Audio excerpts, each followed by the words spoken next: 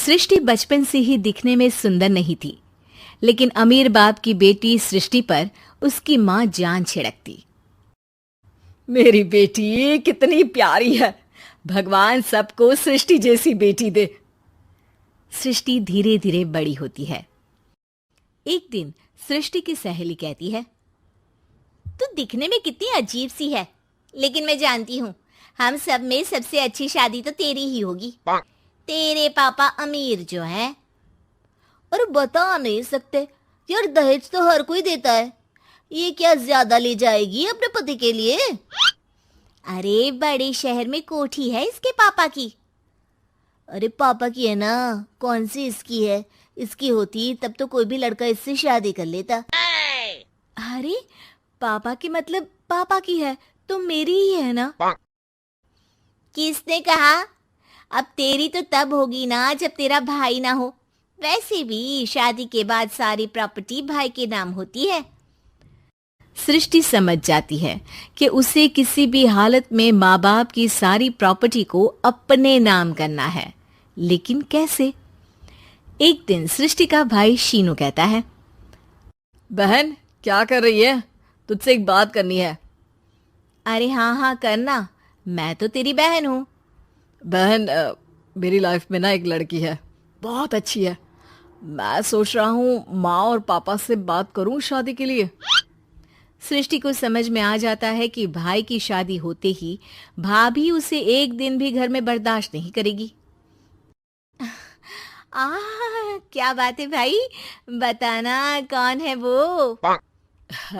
यार वो बहुत अच्छी लड़की है, पढ़ी लिखी है, मेरे साथ जॉब भी करती है। बस एक प्रॉब्लम है। प्रॉब्लम? क्या प्रॉब्लम है भाई? यार वो शादीशुदा है, लेकिन उसके पति ने उसे सिर्फ इसलिए छोड़ दिया क्योंकि उसके माँ बाप दहेज नहीं दे पाए। सृष्टि ये सुनकर न जाने क्यों खुश हो जाती है। अरे भाई तो क्या हुआ, लड़की तुझे तो पसंद है ना? शीनू को लगता है कि बहन उसे समझ रही है। वो इस बात से अनजान होता है कि उसकी बहन की मंशा पूरा घर हड़पने की है। सृष्टि अपनी माँ से कहती है, मम्मी मुझे तो बहुत चिंता है। पता है शीनू क्या कर रहा है?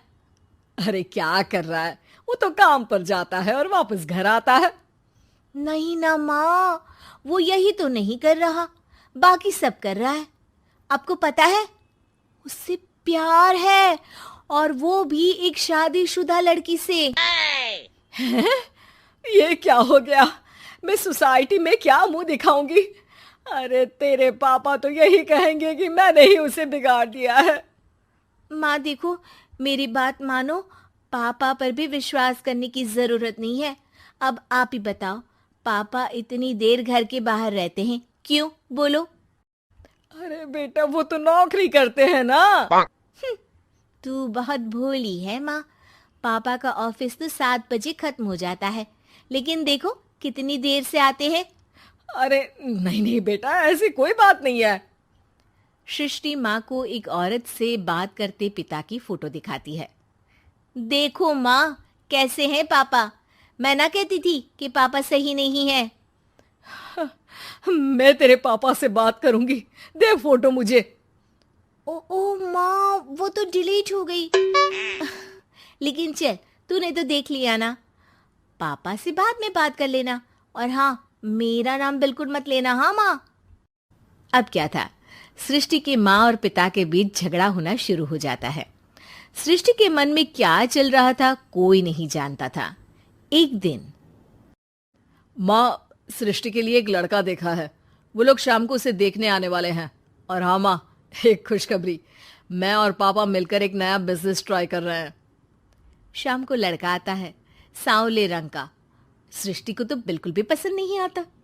लड़की की माँ कहती है, लड़की का चेहरा तो कोई खास नहीं, लेकिन अगर मेरे बेटे को आप लोग सेटल कर दें तो मैं उसकी शादी आपकी बेटी से करवा दूं। सृष्टि को लड़का बिल्कुल पसंद नहीं था। उसे भाई पर गुस्सा आ जाता है। लड़के वालों के जाने के बाद कहती है, माँ देखा, शीनू मेरे लिए कैसा लड़का लेकर आया। न दिखाने लायक न सुनने लायक, सेटल भी नहीं, वो भी हम करें। अरे माँ, मैं जानती हूँ ये मेरी शादी किसी भी घर में क्यों करवाना चाहता है। अरे कैसी बात कर रही है बहन, तूने तो देखा ना, लड़के को मैंने ही मना कर दिया तुझसे शादी के लिए। जिसने लड़का बताया था उसने उसकी बहुत तारीफ की थी। बात आई गई हो जाती है, लेकिन सृष्टि का मन शांत नहीं होता। क्या करूं, कुछ समझ में नहीं आ रहा।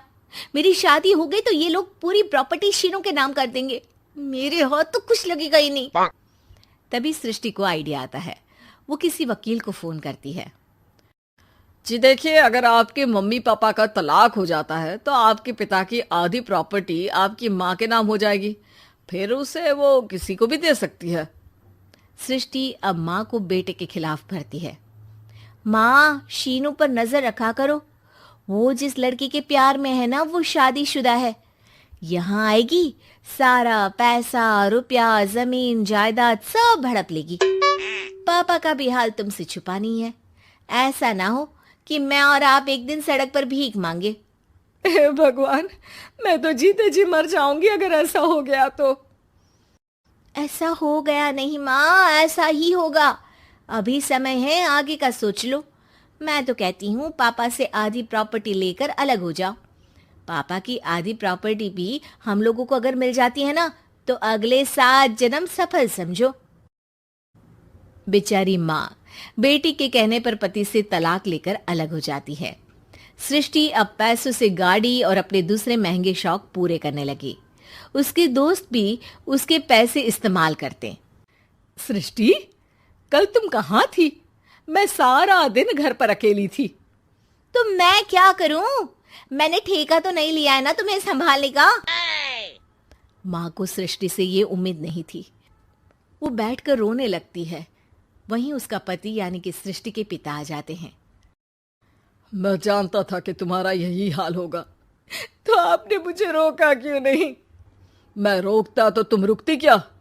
सृष्टि के कहने पर तुमने मुझ पर अपने बेटे पर शक किया, लेकिन तुम ये भूल गई कि कैसे हम दोनों ने मिलकर जीवन में इतना सब खड़ा किया। माँ पति के गले लग जाती है। मुझे माफ कर दीजिए, मैंने आपकी कमाई का एक बड़ा हिस्सा गवा दिया। कोई बात नहीं, तुम साथ हो तो मैं ऐसी 7 प्रॉपर्टी खड़ी कर दूंगा। तभी वहां सृष्टि आ जाती है रोते हुए। माँ, मयंक ने मुझे छोड़ दिया। वो बोल रहा था जब तक मेरे पास पैसे थे तब तक ही वो मेरे साथ था। पापा, माँ, मुझे माफ कर दीजिए।